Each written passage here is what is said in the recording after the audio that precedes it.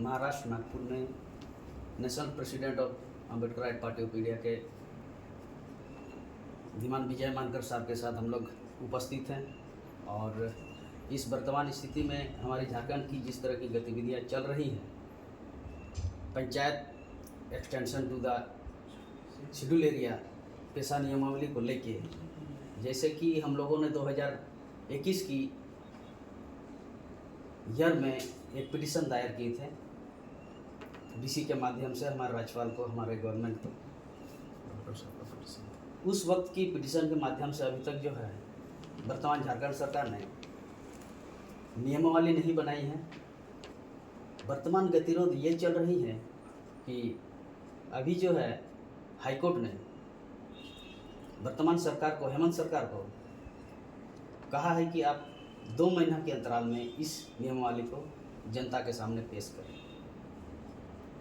हम ये जानना चाहते हैं आज के डेट में national president of Ambedkar party of India के धीमान विजय मानकर सर जी से कि इस विधि व्यवस्था को जिस तरीके से मुखिया को इसमें मेन रोल दिया जा रहा है और हमारे पारंपरिक ग्राम सभा को एवॉइड किया जा रहा है, इसमें आपका क्या कहना है सर?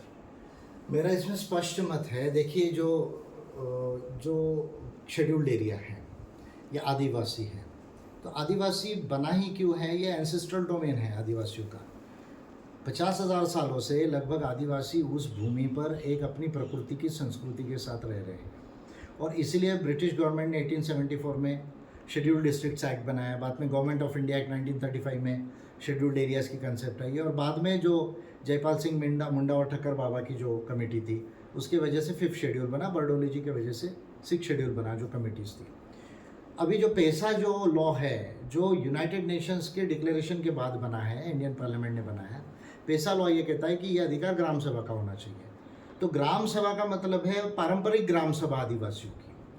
तो ज़मीन देना है या नहीं देना है, जो छोटे माइनर मिनरल्स है, रेती वगैरह, उस पर अधिकार है, या जो बैम्बू है, लैक है, गम है, तेंदुपत्ता है, जो वन संपदा है माइनर वाली, उसका जो अधिकार है, या जो कस्टम ट्रेडिशन को डिसाइड करने के अधिकार है, ये आदिवासियों की पारंपरिक ग्राम सभा को होने चाहिए।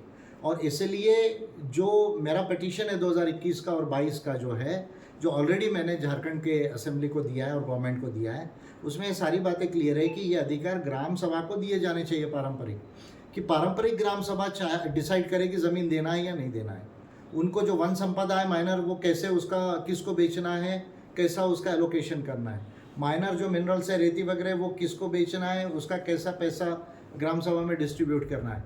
ये जो सारे अधिकार है, या कोई कंपनी आ रही, प्रोजेक्ट आ रही है, वो ज़मीन देना है या नहीं देना है, या आप उसको नगर पंचायत, नगर निगम में ले रहे, वो ज़मीन गांव देना है या नहीं देना है, ये सारा अधिकार पारंपरिक ग्राम सभा को ही होने चाहिए।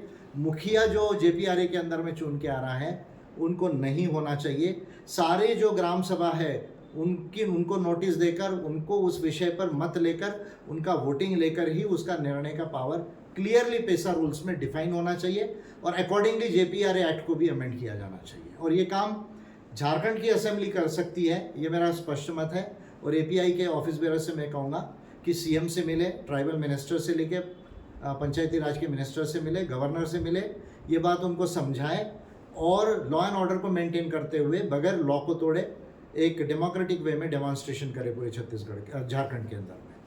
धन्यवाद। जोहार।